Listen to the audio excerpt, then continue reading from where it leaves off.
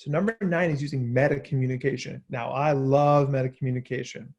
The way we use meta communication is it's literally talking about talking. The idea is that it's all about giving context.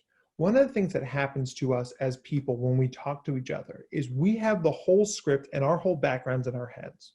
The problem is that nobody else has that information. So if I've been frustrated with you all day, and I've been hanging on to that since 8 a.m., and I see you at dinner time, and I'm like, I need to talk to you, then you don't know what I know. So you're immediately like, what is happening right now?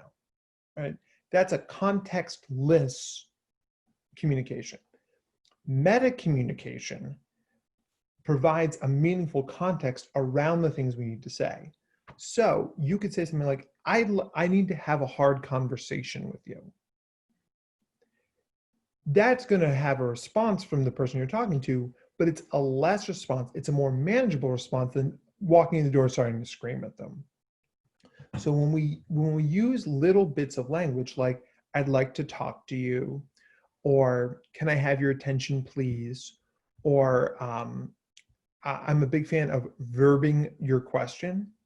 So that's saying like, I'm wondering if this thing, I'm concerned about this thing. What that does is it communicates an emotion. It also, once again, provides that context. It's not that, did you do your homework? Because all of a sudden, then we're into that defensive question thing again. It's a, hey, I'm wondering if you did your homework. That extra piece, that prefix of metacommunication gives a context to what's coming next. The context helps your kids regulate enough to get through answering that question.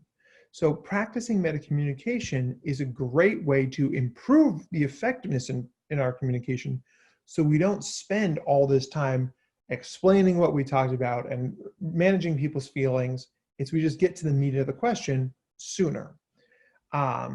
So you let people know what's going on in your head, giving them that context, and you'll find that you end up working smarter, not harder, when it comes to your communication.